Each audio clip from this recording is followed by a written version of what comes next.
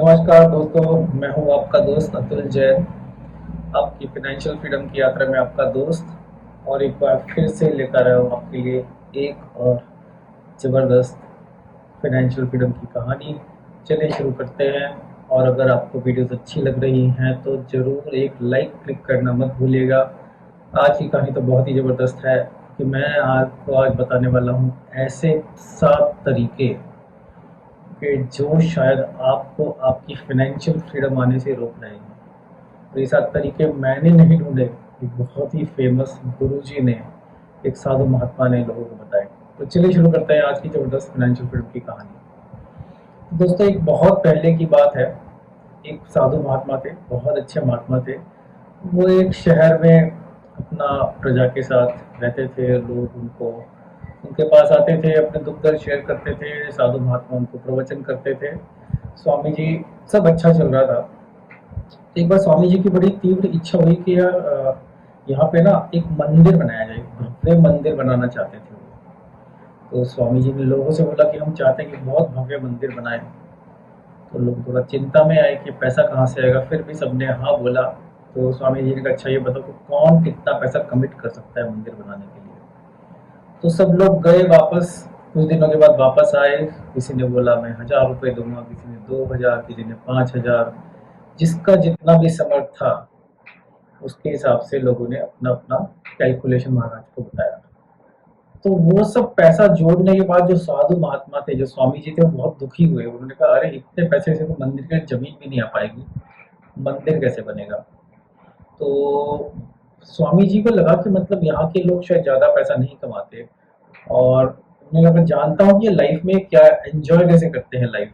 तो उन्होंने लोगों से पूछा कि अच्छा ये बताओ कि आप जीवन में आनंद कैसे लेते हो, अपने परिवार को कैसे खुश रखते हो, माता पिता बच्चों को कैसे मतलब खुशियाँ देते हो, कैसे उनके लिए कुछ गिफ्ट लेके आते हो, घूमने भी जाते हो या नहीं। तो उनको लगा कि लोगों के पास पैसे नहीं है यहाँ पे, तो शायद वो ये सब एंजॉय नहीं कर पा रहे होंगे। तो सब लोगों ने कहा, नहीं गुरु जी, बस हमारे लिए तो आप ही हैं, जो हमें खाली समय मिलता है आपके चरणों में आके बैठ जाते हैं।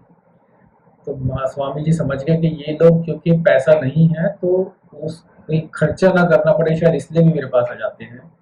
तो स्वामी जी ने कहा, मतलब मेरे जैसा बनना चाहते हो, सब कुछ त्याग के स्वामी बनना चाहते हो। तो लोगों ने कहा, ऐसा भी नहीं है। तो स्वामी जी बहुत चिंता में पड़ गए। उन्होंने सब लोगों का ना एक एक करके इंटरव्यू लिया, सबसे एक एक करके बात की, क्योंकि वे समझना चाह रहे थे कि क्या गड़बड़ है। तो काफ़ी दिन तक सब लोगों से एक एक करके बात करते रहे। बहुत पहुँचे हुए, बहुत एजुकेटेड, बहुत नॉलेजेबल स्वामी जी थे। तो जब उन्होंने सबसे बातें कर ली, तो उन्होंने अपना थोड़ा चिंतन किया, कुछ रिसर्च की, और उन्होंने ऐसी 7 वजहें निकाली, 7 कारण निकाले जिसकी वजह से उस शहर के लोग संपन्न नहीं है, फाइनेंशियल फ्रीडम उनके पास नहीं है। तो दोस्तों, फाइनेंशियल फ्रीडम क्या है, पहले उसकी बात कर लेते हैं थोड़ी सी। फाइनेंशियल फ्रीडम का मतलब क्या है? एक बेसिक डेफिनेशन तो उसकी ये होगी कि अगर आपकी जो पैसिव इनकम है ना, मतलब जिस इनकम के लिए आपको काम नहीं करना पड़ रहा, अगर उतनी इनकम आपके पास इतनी आ रही है कि आप मन चाहा जो आपका लाइफस्टाइल है ना, वो उससे निकाल सके अच्छे से ना, तो वो फाइनेंशियल फ्रीडम होगी कि बिना काम किए आपके पास पैसा आ रहा है। लेकिन फाइनेंशियल फ्रीडम तो दूर की बात है। हर इंसान के अपने सपने होते हैं ना। जैसे आपका क्या सपना है? एक ड्रीम हाउस होगा कि अच्छा सा ऐसा घर हो, गाड़ी हो, घूमने फिरने हम देश विदेश जाए फैमिली के साथ, बच्चों को अच्छी एजुकेशन दे, दान धर्म करें, मंदिर बनवाएं, है ना, कुछ गरीबों के लिए काम करें, कुछ डोनेशन करें, है ना, पेरेंट्स के लिए कुछ करें हम, है ना, जिन लोगों से हम प्यार करते हैं, दोस्त दोस्त उनके लिए करें, राइट। तो एक तरह से ये सब अगर हम अच्छे से कर पाते हैं तो मतलब आपकी स्थिति स्ट्रांग है और आपके पास फाइनेंशियल फ्रीडम है। लेकिन आप अगर हमेशा ही इन चीज़ों को अवॉइड करते रहते हैं तो फाइनेंशियल फ्रीडम नहीं है। तो जब स्वामी जी ने पूरा एनालिसिस किया और उन्होंने फिर 7 पॉइंट्स लिखे दोस्तों, तो उन्होंने पूरे शहर वालों को बुलाया और बोला कि ये जो आप मंदिर बनाने के लिए पैसा नहीं दे पा रहे हो, मुझे उसका ये दुख नहीं है कि मंदिर नहीं बनेगा, लेकिन मेरे को ये दुख है कि आप लोग संपन्न नहीं हो, जबकि परिवार वाले आप लोग हो। तो मैंने आज ऐसे 7 रीजंस ढूंढे, 7 कारण ढूंढे हैं कि जिनकी वजह से शायद आप संपन्न नहीं हो। तो चलिए दोस्तों, स्वामी जी के बताए हुए 7 कारण मैं शुरू करता हूँ आपको बताना। सबसे पहला कारण नंबर 1, स्पष्ट लक्ष्य का अभाव, गोल ना होना। तो अगर आपके पास गोल ही नहीं है, आपने कभी फाइनेंशियल फ्रीडम वर्ड तो सुना है पर आपको लग रहा है कि ये तो मेरे लिए नहीं है, और आपके पास आप ये नहीं समझते कि आप 1 महीने में आप कहाँ पहुंचना चाहते हो, 6 महीने में कहाँ पहुंचना चाहते हो, 1 साल, 2 साल, 5 साल, बस दिन आ रहे दिन जा रहे, लाइफ ऐसे कटती जा रही है। अगर आपके पास गोल नहीं है तो आप कहाँ जा रहे हो आपको क्या पता, कुछ आप कहीं नहीं पहुंचोगे। एक वो कहावत है ना कि अगर किसी चीज को पूरी शिद्दत से चाहो, राइट, तो पूरी कायनात उसे तुम्हें दिलाने की साजिश में लग जाती है। तो हमें पता ही नहीं है हमें क्या चाहिए तो कायनात हमें क्या दिलाएगी। तो दोस्तों, जो स्वामी जी ने सबसे पहला रीजन बताया वो है एक गोल का अभाव, लक्ष्य अभाव। स्पष्ट लक्ष्य होना चाहिए, ठीक है। स्पष्ट लक्ष्य बनाओ और फिर उसके माइलस्टोन्स, मील के पत्थर बनाओगे। मान लीजिए 5 साल में आपको एक एक्स अमाउंट चाहिए अपने बैंक में, तो 6 महीने में कहाँ तक पहुंचना है, 1 साल में कहाँ तक पहुंचना है, उतना टारगेट करने के लिए आपको क्या क्या करना पड़ेगा।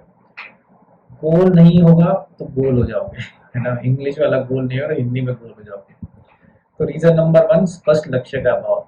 रीजन नंबर 2, इंग्लिश में बोलते हैं प्रोक्रेस्टिनेशन, हिंदी में बोलते हैं टाल मटोल करना, है ना, काम को समय पे मत करना।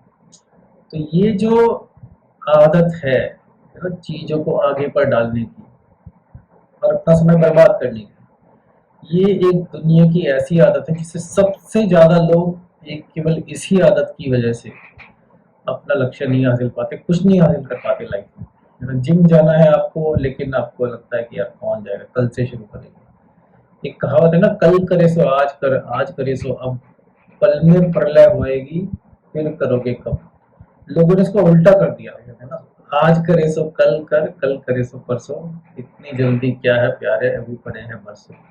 ऐसे करते रह जाओगे तो कुछ नहीं होगा। अपना समय आप सोशल मीडिया पे, फेसबुक पे, व्हाट्सएप पे ज्ञान पाते पाते बर्बाद कर दोगे, ठीक है। टीवी में सीरियल देखने में, गेम्स खेलने में, दोस्तों ये सब करने से कुछ भला नहीं होने वाला है। कोई आपका इन्वेस्टमेंट का भी डिसिप्लिन नहीं है। तो ये सब प्रोक्रेस्टिनेशन है। आप सोचते हैं कि यार बैंक में पैसा डालना है, 4 दिन बाद डाल देंगे, 1 साल बाद डाल देंगे। तो प्रोक्रेस्टिनेशन करना, टाल मटोल करना, चीजों में विलंब करना था रीजन नंबर 2। रीजन नंबर 3 जो सोसाइटी में बहुत फेमस है वो है साथियों के दबाव में आकर बुरी आदतें, पीयर प्रेशर इंग्लिश में बोलते हैं। कि बुरी आदतें मतलब आपको तो लगता है आदतें अच्छी हैं वो, जैसे कि आपको अपने बच्चों की शादी करनी है, तो आप सोचते हैं उसने तो फलाने ने तो इतनी बड़ी शादी की थी, मैं अपनी बेटे की शादी इतनी बड़ी करूंगा, अपनी बेटी की शादी इतनी बड़ी करूंगा। क्यों करूंगा?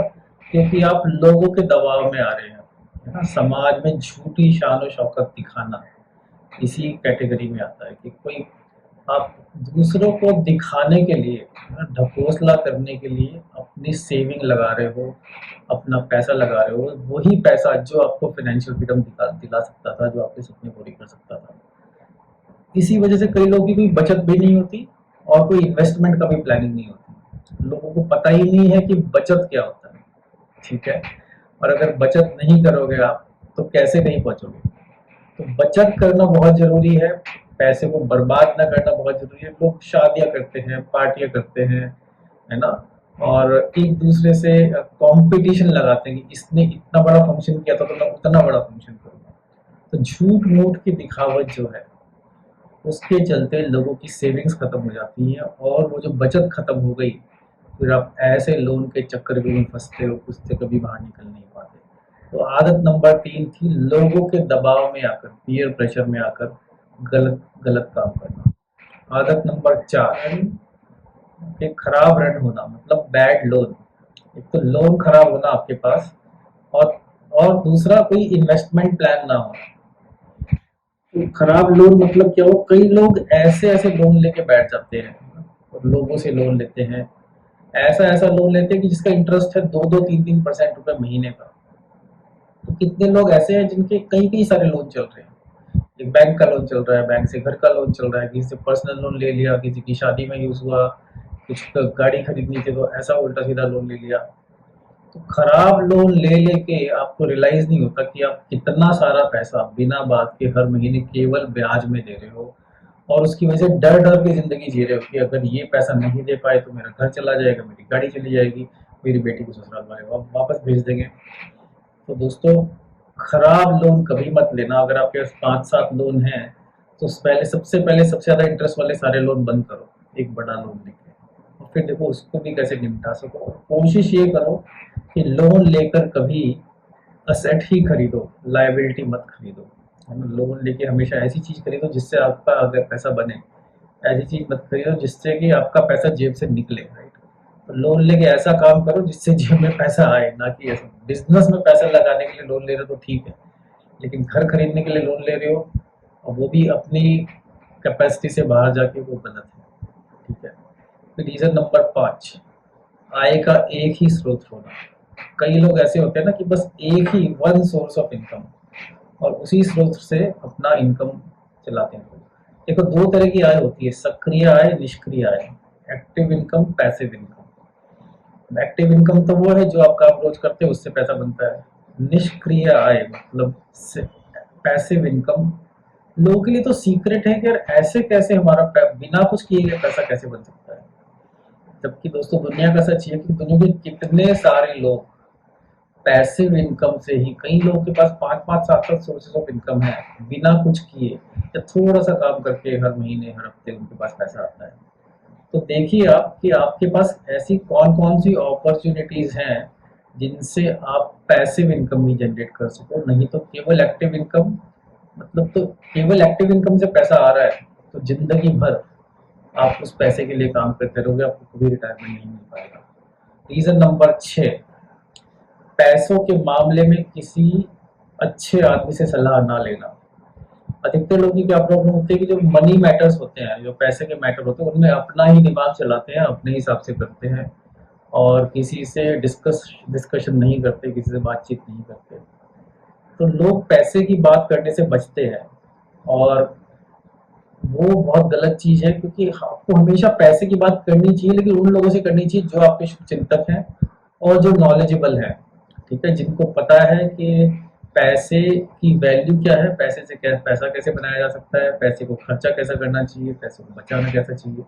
तो ऐसे लोगों से डिस्कस करो, अपना दिमाग मत लगाओ, अनलेस कि या तो ऐसा है कि अपना दिमाग आके आप बहुत तरक्की कर रहे हो। अगर ऐसा नहीं है तो पैसे की प्लानिंग करो, अपनी बचत की प्लानिंग करो, और बुरी सलाह के जाल में बिल्कुल मत फंसो। कई लोग ऐसे होते हैं कि लोगों से डिस्कशन तो नहीं करते, लेकिन एसएमएस टिप्स में फंस जाते हैं, या कोई इनको ऐसे स्कीम लेके आएगा उसमें फंस जाएंगे। तो बुरी सलाह, थोड़ा सा लोगों से डिस्कशन करके इन्वेस्टमेंट करो आप। रीजन नंबर 7, ईर्ष्या, जेलसी। ओके? जेलसी जो होती है, मान लीजिए अधिकतर लोग क्या, जो अगर आपके किसी दोस्त ने, पड़ोसी ने, मोहल्ले वाले ने बहुत तरक्की की तो उससे जेलसी होती है, राइट? कि और उसी के जेलसी के चलते पैसे वाले लोगों को लेके आपके दिमाग में अजीब अजीब धारणाएं बना ली हैं। अमीर लोग बुरे होते हैं, पैसा ही सब बुराइयों की जड़ है, पैसा भ्रष्टाचार पैदा करता है। तो क्योंकि आप, जिस इंसान के पास पैसा है उससे जलन हो रही है आपको, तो उस जलन को जस्टिफाई करने के लिए आप उसके बारे में बुरा सोचते हो कि वो बुरा आदमी क्यों है, जबकि एक्चुअली हो सकता है वो आदमी बहुत अच्छा हो। जो अच्छी कम्युनिटीज होती हैं, कि जिन सोसाइटी में, कम्युनिटी में जहाँ पे लोग आपस में ग्रो करते हैं, आगे बढ़ते हैं, वो सोसाइटी होती है जहाँ पे लोग एक दूसरे से जलन ना करके एक दूसरे को हेल्प करते हैं, एक दूसरे को एक तरफ हाथ बढ़ाते हैं और एक दूसरे को खींचते हैं ऊपर। तो अगर आप एक दूसरे की मदद नहीं करते और एक दूसरे से जलन करते हैं तो पूरी सोसाइटी ही डाउन रहेगी। लेकिन अगर आप एक दूसरे की मदद करते हैं, जलन नहीं करते, एक दूसरे को प्रमोट करते हैं, एक दूसरे के बिजनेस को प्रमोट करते हैं, तो देखिए कैसे आपका पैसा, लक्ष्मी जी की आप पे कितनी कृपा होगी, और धन बरसेगा, और संपन्नता आएगी। आपकी फैमिली में सब लोग खुश रहेंगे, आपके बड़े बूढ़े, बच्चे, हस्बैंड वाइफ, माता पिता, और संगी साथी, यार दोस्त, रिश्तेदार, सब लोग खुश रहेंगे। जब संपन्नता होती है तो खुशी साथ में आती है। तो दोस्तों, ये थे 7 रीज़न जो स्वामी जी ने बताए लोगों को, कि शायद ये 7 रीज़न्स ऐसे हैं जो आप लोग को संपन्न होने से, फाइनेंशियल फ्रीडम आने से रोक रहे हैं।